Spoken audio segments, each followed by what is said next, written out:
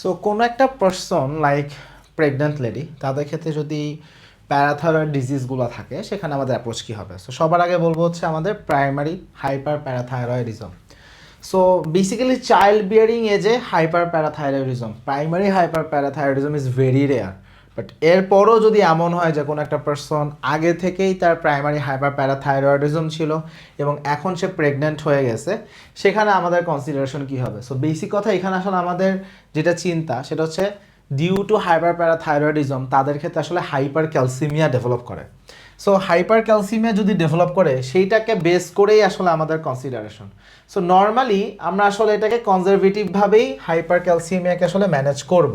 কিন্তু যদি এমন হয় যে সেরাম ক্যালসিয়াম লেভেলটা লাইক 2.8 মিলিমোল পার লিটার বা 11.5 মিলিগ্রাম পার ডেসিলিটার এর থেকে যদি বেশি হয়ে যায়, সেই মোমেন্টে আমাদের সাথে সার্জারি আমাদেরকে চিন্তা করতে হয়। সো ওই মোমেন্টে আমাদেরকে চিন্তা করতে হবে যে সার্জারি করে প্যারাথাইরয়েডেক্টমি করতে হবে। Otherwise 40% Times fetal mortality develop করতে পারে। সো হাইপার ক্যালসিমিয়াটা আসলে এখানে এই জন্য problematic. Fetal mortality rate more than 40% বা আপ টু 40%। সো ওই মোমেন্টে সার্জারি করার কথা চিন্তা করতে হয়। এখন কথা হচ্ছে এই যে প্যারাথাইরয়েডেক্টমি যদি আমাদের করা লাগে আমরা কখন করবো? উত্তর হচ্ছে আসলে আমরা চেষ্টা করি second trimester. So second trimester আসলে বেটার। এর পাশাপাশি মেডিকেল ম্যানেজমেন্ট হিসেবে আমরা লাইক সিনা ক্যালসেট, যেটা একটা ক্যালসিমিমেটিক ড্রাগ, সেটাও আসলে দেওয়া যাইতে পারে মেডিকেল পারপাসে, আমরা এটা দিতে পারি। আচ্ছা, আরেকটা কন্ডিশন হচ্ছে আমাদের ফ্যামিলিয়াল ইউরিক হাইপোক্যালসিমিয়া। এখন বেসিক্যালি প্রেগনেন্সিতে এটার কোনো লাইক প্রেগনেন্ট লেডিতে এই ডিজিজ হওয়ার কারণে তার দেহে কোনো সমস্যা আমরা দেখি না, বাট সমস্যাটা হয় আসলে বাচ্চা। সো বাচ্চার ক্ষেত্রে কী হয়? সো নর্মালি এটা আসলে ফর মাদার এটা একটা বিনাইন ডিসঅর্ডার, কিন্তু এটা আসলে কেন হচ্ছে? এটা একটা মিউটেশন হচ্ছে। মিউটেশনটা কোথায়? ক্যালসিয়াম সেন্সিং যে রিসেপ্টর, সেখানে মিউটেশন থেকে ফ্যামিলিয়াল ইউরিক আমরা দেখবো যে হাইপার ক্যালসিমিয়া আসলে হচ্ছে। তো এইটার যে আসলে প্রেগনেন্ট লেডিতে কোনো রিস্ক নাই, বাট ঝামেলা হচ্ছে বাচ্চার কি ঝামেলা হয়? বাচ্চার ক্ষেত্রে আমরা দেখব যে যেহেতু এখানে হাইপার ক্যালসিমিয়া আছে, এই হাইপার ক্যালসিমিয়ার ফিডব্যাকে বাচ্চারই দেখব যে প্যারাথাইরয়েড হরমোনটা রিলেটিভলি কম থাকে। So parathyroid hormone secretion in neonates আসলে কমে আসে, যদিও ওই বাচ্চার এই পার্টিকুলার মিউটেশনটা হয় নাই। লাইক বাচ্চার ক্ষেত্রে ফ্যামিলিয়াল ইউরিক হাইপার ক্যালসিমিয়া এই কন্ডিশনটা নাই, কিন্তু যখন সে ইন্ট্রা ইউটেরাইন লাইফে ছিল, লাইক মায়ের তো হাইপার ক্যালসিমিয়া ছিল, সো ওইটার ইফেক্টে বাচ্চার নেগেটিভ ফিডব্যাক থেকে আমাদের প্যারাথাইরয়েড হরমোন সিক্রেশন আসলে কমে গেছে। সো যখন বাচ্চার প্যারাথাইরয়েড হরমোন সিক্রেশনটা কমে গেছে, জাস্ট আফটার ডেলিভারি নিওনাটাল পিরিয়ডে বাচ্চার ক্ষেত্রে সিভিয়ার হাইপোক্যালসিমিয়া ডেভেলপ করতে পারে। সো যেহেতু সিভিয়ার হাইপোক্যালসিমিয়া ডেভেলপ করতে পারে, সেটা আবার প্রবলেমেটিক। এই কারণে যেই সকল মায়ের ফ্যামিলিয়াল আমাদের ইউরিক হাইপার ক্যালসিমিয়া আছে, এই সকল বাচ্চার ক্ষেত্রে সেরাম ক্যালসিয়াম লেভেলটা for the first few days of the life আসলে আমাদেরকে রেগুলার মনিটরিং করতে হবে, যেন হাইপোক্যালসিমিয়া না হয়, বা হাইপোক্যালসিমিয়া যদি হয়ে যায় যেন খুব আর্লি যেন আমরা একটা ইন্ট্রাভেনাস ক্যালসিয়াম সেখানে পেশেন্টকে যেন আসলে দিতে পারি। সো এই হচ্ছে আমাদের এখানে কনসার্ন।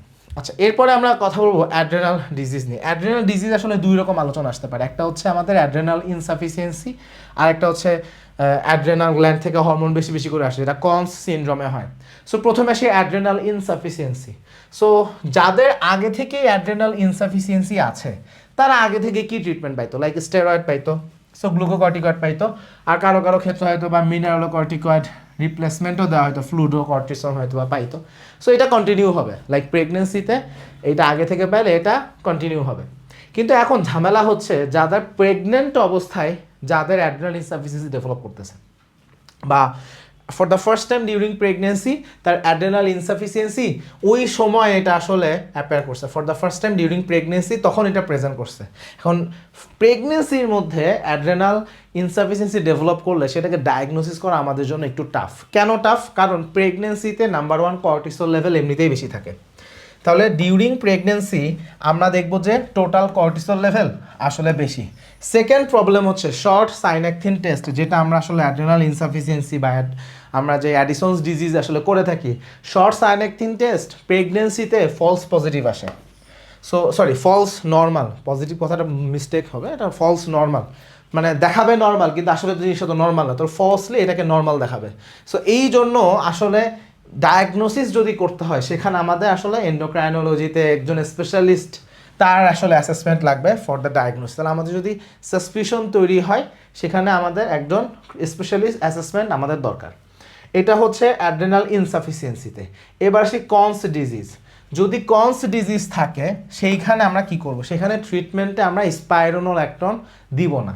স্পাইরোনোল্যাকটোন না দিয়ে আমরা এখানে দিব অ্যামিলোরাইড। এটার কারণ কি, মেল ফিটাস যদি হয়ে থাকে স্পাইরোনোল্যাকটোনের কারণে অ্যান্টি অ্যান্ড্রোজেনিক ইফেক্টে ফিটাসের একটা ইফেক্ট ডেফিনেটলি আসবে। সো ওইটাকে আমরা আসলে অ্যাভয়েড করতে চাই, দ্যাটস ওয়াই অ্যামিলোরাইড সেখানে আসবে, নট স্পাইরোনোল্যাকটোন। সো এই হচ্ছে অ্যাড্রেনাল ডিজিজ নিয়ে আমাদের মেডিকেল কনসিডারেশন। সো এই ছিল মোটামুটি আমাদের আলোচনা। সবাইকে অসংখ্য ধন্যবাদ।